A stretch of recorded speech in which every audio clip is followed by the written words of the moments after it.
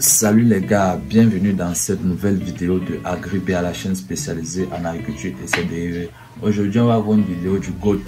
Le GOAT investi au pays. 750 000 abonnés, s'il te plaît. Aujourd'hui, il nous présente son exploitation agricole. Et je suis très impatient de voir ce qu'il nous réserve parce que moi je n'ai jamais vu la vidéo aussi. Donc on va réagir ensemble et voir ce que ça donne. Dans cette nouvelle vidéo, je vais faire le point avec vous sur mon exploitation agricole. L'objectif c'est de vous faire part de la progression. Ça fait un mois que je suis parti à l'étranger. De retour, je viens dans la ferme et j'observe qu'il y a bien évidemment beaucoup d'avancées.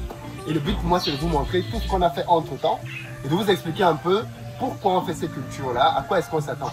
Bien, si ça vous intéresse, au fur et à mesure, je prendrai le temps d'aller culture par culture, élevage par élevage pour vous expliquer. La vidéo c'est un peu longue, donc je ne vais pas trop parler parce que pour uploader ça sur YouTube après, abonnez-vous à la chaîne. Chiffres à l'appui, combien on investit dedans et quelle rentabilité on attend par la suite. Je vais commencer tout de suite par vous montrer l'espace qui est derrière moi là. Vous le voyez peut-être, mais c'est un espace qui a à peu près 2 hectares. Donc là on a quoi, 200 mètres carrés, 100 à peu près comme ça. Donc sur les 2 hectares qui sont là, 20 000 mètres carrés, on va implanter dans les prochains jours notre centre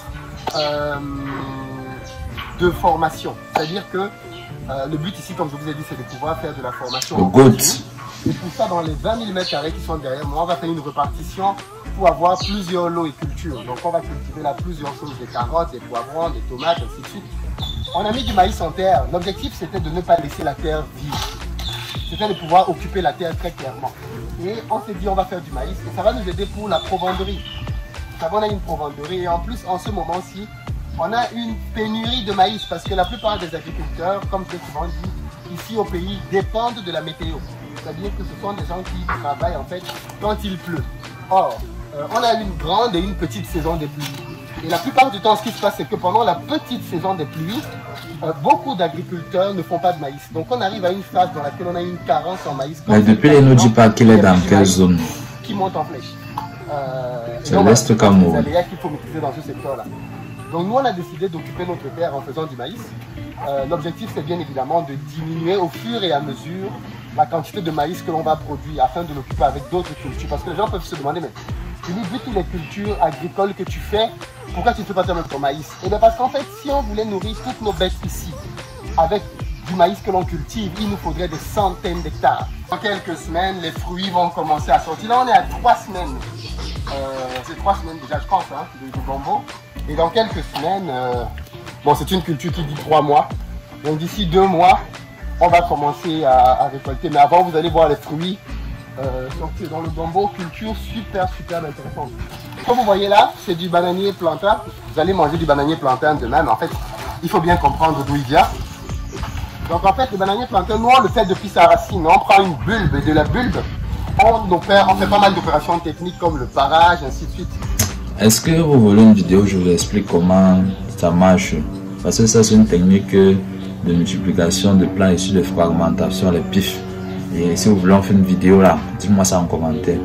Qui nous permet d'obtenir ce qu'on appelle du pif. Le pif, c'est une technique bien particulière qui permet, à base d'une bulbe de bananier plantain, d'obtenir des dizaines d'autres projets de bananier plantain. Donc, on travaille ce genre d'espace là pour pouvoir avoir des bananiers plantain. Après 1 mois à peu près, on commence à avoir ce type de plantule qui par la suite, alors tout ceci est bien évidemment fabriqué ici, hein, qui par la suite nous conduisent. On va essayer. Donc voilà un peu à quoi ça ressemble derrière. Donc on est ici. Il reste ici à peu près 3 mois avant de pouvoir être prêt pour être mis en terre. Vous voyez bien, on a plein de poules ici. D'ailleurs, on va commencer à changer ça dès cette semaine. On va leur construire un système de longe. On a plein de poules comme ça. Et l'idée, c'est de vraiment miser sur la poule bio pour pouvoir la développer et la commercialiser. Parce qu'on se rend compte qu'il y a un potentiel énorme là-dedans. Et comme on est dans un marché dans lequel il y a énormément de ruptures en termes de poussins qui font qu'il y a une inflation au niveau des prix des poussins, on a décidé nous-mêmes de pouvoir travailler avec nos parentaux, obtenir des œufs. On va peut-être voir ça, on est passé à l'énergie solaire. Hein. Ça nous facilite énormément la tâche. Donc là maintenant, ici, On a fait du sarclage, et là vous pouvez observer, hein, c'est la pastèque qui commence à prendre cette forme-là. Donc là vous avez de la pastèque. Et ici on a mis en terre pratiquement 2 hectares de pastèque. Alors je vois que tout à l'heure on a mis en terre aussi pratiquement 2 hectares de gombo. Et donc ici on a mis sur cette colline là à peu près 2 hectares de pastèque. La colline est vraiment grande là. Et on va recommencer l'élevage d'escargots. Ça n'a pas été conclu, mais on va recommencer parce qu'il y a un vrai potentiel dans l'élevage d'escargots. Il y a beaucoup. Mais tout ça, il y a le potentiel. Donc je pense qu'on va prendre le temps de vraiment trouver quelqu'un qui est spécialiste là-dedans. Il va venir ici former le personnel et on va se lancer à fond dans l'élevage d'escargots. C'est même pas la peine de vous dire tous les avantages qu'il y a à se lancer là-dedans. Les bacs. Là, on a pris peut-être 2 bacs là. Le goat. Attendez. Donc lui il fait dans tout. C'est quoi? Est-ce aussi pour nous, non, mon frère? En fonctionnement. Donc là on va descendre. Tu es un peu loin de moi, chef. Fais gaffe là où je suis. Ce qui est aussi fort dans cette vidéo, c'est qu'il n'y a même pas de montage, rien. C'est juste une image, il présente, il filme.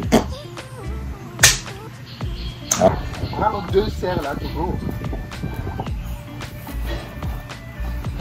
30 000 projets d'ananas qui ont été mis en terre pour à peu près 6 000 mètres carrés. Donc on les a là.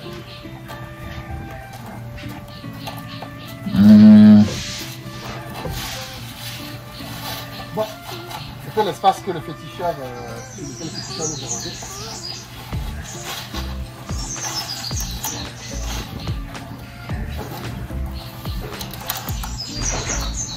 Donc là on a des ananas, comme vous voyez, tout au long là, par haut là.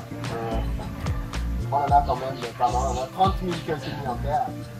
Et avec ces 30 000 là, on va avoir des ananas qui vont nous permettre de faire nos jus. Et progressivement on va agrandir l'espace que vont occuper les ananas. Par exemple le maïs va aller en diminuant. Là on a fait 6 hectares, la prochaine fois on va en faire 3 ou 4. Et on va occuper l'espace avec les bananiers plantains qu'on a vu. Au fur et à mesure, on va... La prochaine fois il faut que je fasse un peu une vidéo sur comment c'est devenu 700 000 rejets, est-ce que ça a bien poussé. Mais le maïs en fait à partir de là, je ne sais pas si on le voit là, mais après les ananas on a fait le maïs. Et là à partir de là, tout le restant de la commune jusqu'à l'arrière, ce n'est que du maïs. Donc on a 6 hectares. Et le maïs est en floraison là maintenant. Donc je ne sais pas trop... C'est quoi là, c'est marché 100 hectares. On fera une prise de drone pour vous montrer un peu toute l'étendue du maïs qu'il y a là-bas derrière. C'est énorme. C'est énorme. Le goat. Quand vous dites que c'est un goat, le gars, c'est... Abonnez-vous là-bas.